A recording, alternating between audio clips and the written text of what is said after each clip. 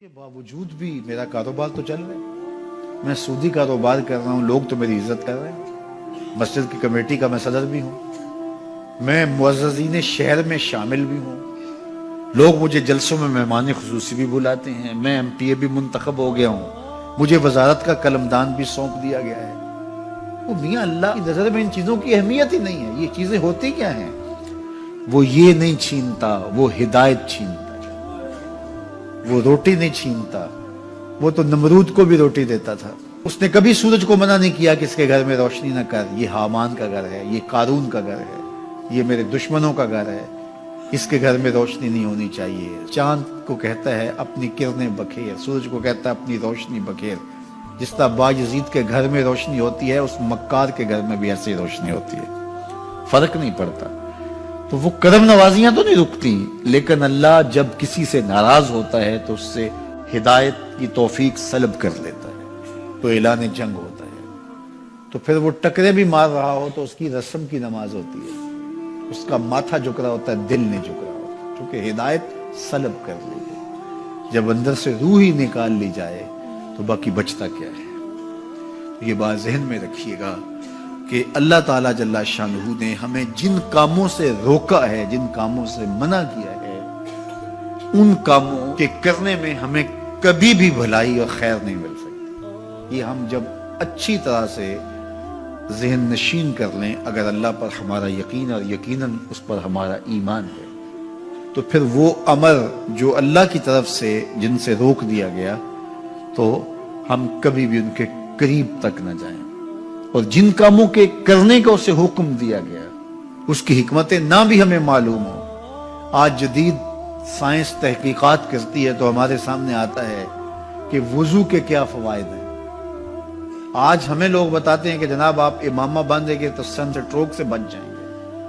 آج دنیا تحقیق اور جستجو کر کے نماز اور دوران خون اور جو ہے وہ نماز کی برکتیں اور کتنی بیماریوں سے نماز کے ذریعے سے بچنے کی کہانیاں سناتے ہیں.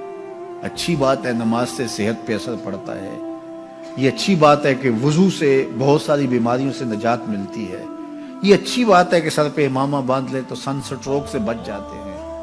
یہ اچھی بات ہے کہ آپ روزہ رکھتے ہیں تو کینسر جیسے امراض سے آپ کا بچاؤ ہوتا ہے. یہ اچھی بات ہے کہ فلاں عمل کرتے ہیں تو فلاں ہوتا ہے. لیکن صاحب, ہم سن سٹروک سے بچنے کے لیے امامہ نہیں باندھتے, ہم محمد عربی کی ادا کے لیے باندھتے ہیں. دوران خون کے لیے نماز نہیں پڑھتے, ہم رب کے حضور سجدہ ریزی کے لیے اس کے حضور اپنی نیاز مندیوں کا سر جھکاتے ہیں. تو حکمتیں بھی ہیں, وہ برکتیں ذیل میں آتی ہیں. تو یہ بات ذہن میں رکھیے گا. غزنوی کا وزیر اس سے حسد کرتے ہوتے تھے کہ اس میں کیا خصوصیت ہے کہ بادشاہ اسی کو اہمیت دیتا ہے. ایک دن بادشاہ نے کوئی تربوز کاٹا, کوئی خربوزہ کاٹا یا کوئی اور ایسی چیز تھی, تو جس کو بھی دیا تو وہ کڑوا تھا, تو اس نے چوہی چکھا تو پھینک دیا. اور پھر بلایا یاس کو اور اس کو کاٹ کے اس کی پھانک دی, تو ایسے لطف سے کھانے لگا کہ جیسے اس سے لذیذ کبھی پھل زندگی میں دیکھا نہ ہو. تو سارے اندر ہنس رہے تھے, ایک دوسرے کو آنکھوں سے اشارہ کر رہے تھے, یہ دیکھو بے وقوف. تو بادشاہ رک گیا اور کہا کہ ایاز, یہ جو فروٹ تم نے کھایا ہے یہ میٹھا تھا یا کڑوا؟ کہا بادشاہ سلامت کڑوا. تو کہا پھر اتنے ذوق سے کیوں کھایا؟ کہا کہ اس ہاتھ سے میں نے میٹھی نعمتیں کھائی ہیں, آج کڑوی ملی ہے تو تھوک دوں؟ کہا ایسا نہیں ہو سکتا. تو میاں کڑوا ہو تو وہ بھی قبول کیا جائے, نفس پہ شاک ہو. کڑوی وہ چیز ہوتی ہے جو نفس پہ شاک ہوتی ہے, نفس کرنا نہیں چاہتا, لیکن اس کے باوجود تمہارا دل کہے نہیں یہ مالک کی طرف سے ہے. سخت سردی ہے, گرمی کی شدت ہے, پانی ٹھنڈا ہے اور موسم سرد ہے, پانی گرم ہے اور موسم بھی گرم ہے, رات کا پچھلا پہر ہے, تھکے ہوئے ہیں, لیکن آپ اس کے باوجود بھی اپنے رب کے حکم کو بجا لاتے ہیں. نفس پہ شاک ہے لیکن سینے میں ٹھنڈ ہی نہیں پڑتی جب اس کے حضور سجدہ ریزی نہیں کر لیتے. تو اس کے حکموں کو بجا لانا اور اپنے نفس کو پیچھے کر دینا اور اپنی خواہشات کے گلے پہ چھری پھیر دینا اور مالک کی رضا میں اپنے آپ کو گم کر دینا, یہی زندگی ہے اور یہی بندگی ہے. تو اس لیے مجھے اور آپ کو اس بات پہ غور اور تدبر کرنا چاہیے کہ ہم اس مختصر زندگی کو اللہ کے احکام کی مطابقت میں گزارنے کا عزم کریں، وہ بات چھوٹی سے چھوٹی ہو یا وہ بات بڑی سے بڑی ہو، وہ احکام ہماری زندگی کے اندر نافذ العمل ہو۔ میں پھر وہ بات کہوں گا جو بار بار کہتا ہوں کہ میرے بزرگ ہم سے کہا کرتے تھے، یہ نہ ہو کہ لوگ تمہیں پوچھے تم کون ہوتے ہو اور تمہیں بتانا پڑے کہ ہم مسلمان ہوتے ہیں۔ فرمایا کرتے تھے صاحب نہ کسی کو پوچھنا پڑے نہ تمہیں بتانا پڑے، تمہاری وضاحت، تمہارا طرز زندگی، تمہارا انداز معاشرت ایسا خوبصورت ہو، تم دور سے آ رہے ہو لوگ پہچان کے کہیں وہ دیکھو محمد عربی کا غلام آ رہا، تم شکل سے پہچانے جاؤ، تم کردار سے پہچانے جاؤ، تم وعدے سے پہچانے جاؤ۔ کتاب کا نام ہے بشر القیب فی لقاء الحبیب۔ حضور علیہ الصلوۃ والسلام کی ملاقات کے حوالے سے یہ کتاب امام سیوطی علیہ رحمہ کی مصنفہ ہے۔ اس میں ایک واقعہ انہوں نے لکھا کہ ایک شخص قبر میں اترا اور نکیرین آئے اور انہوں نے سوال و جواب کا سلسلہ کیا، من ربوں کا، ما دینوں کا۔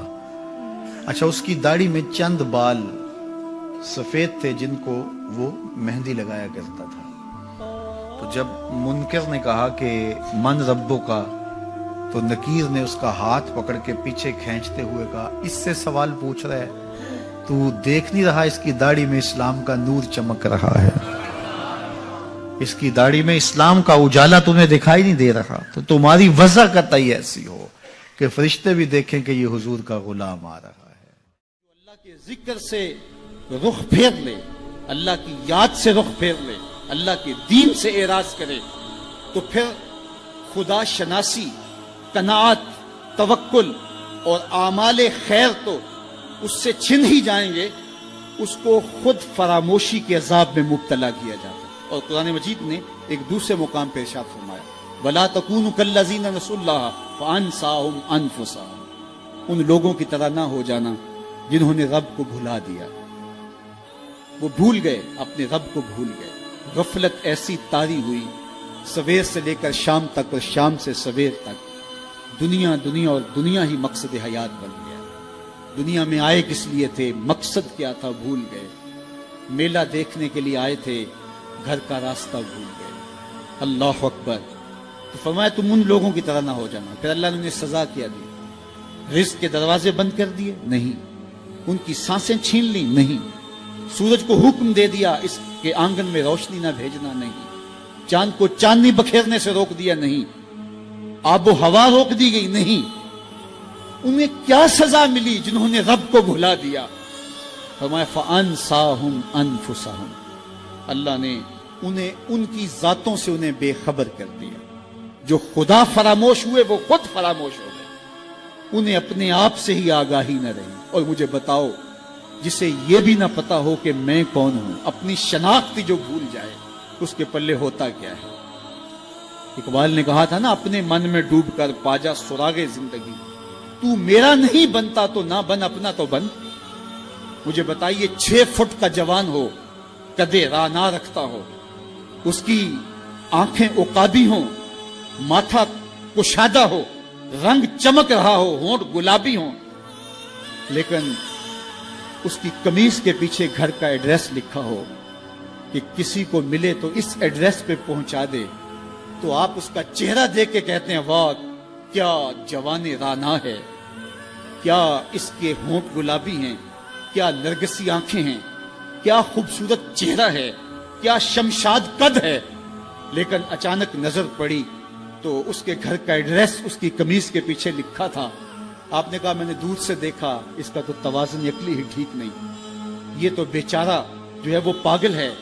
تو قد کاٹ ہونے کے باوجود گھر کا ایڈریس پیچھے لکھ دیا گیا، تو اب ہر کوئی سمجھتا ہے کہ یہ بیچارہ فہم و ادراک کے نور سے خالی ہے۔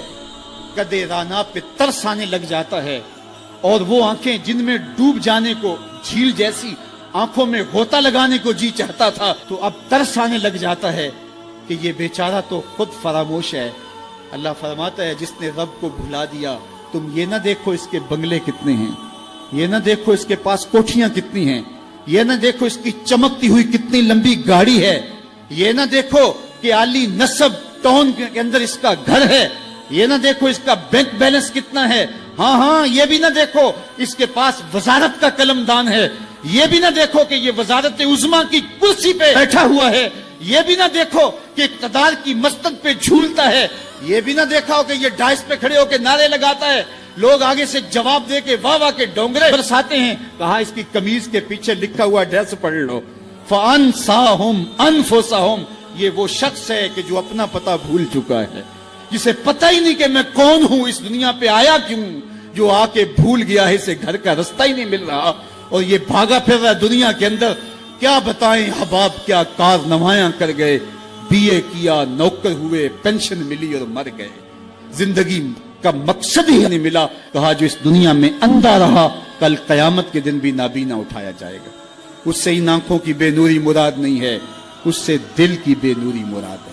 اسی لیے اقبال نے کہا تھا دل بینا بھی کر طلب خدا سے, کہ آنکھ کا نور دل کا نور نہیں ہے. آنکھ کا نور اور ہے, دل کا نور اور ہے. تو ہم دنیا کی مادی چمک کو دیکھتے ہیں. میرا مالک کہتا تمہارا دل ستھرا ہونا چاہیے. تمہارا منہ کالا ہو تو کوئی بات نہیں ہے, دل کالے نالوں منہ کالا چنگا, جے کو یہ رمز پچھانے ہو. اصل تو دل کی پاکیزگی ہے, اور دل رب کے ساتھ وابستہ ہو, اس کے رسول کے ساتھ وابستہ ہو. تو جس نے اللہ کے دین سے رخ پھیرا, اعراض کیا, تو پھر اس کا نتیجہ کیا ہو کہ اس کی زندگی تلخ ہو جائے گی.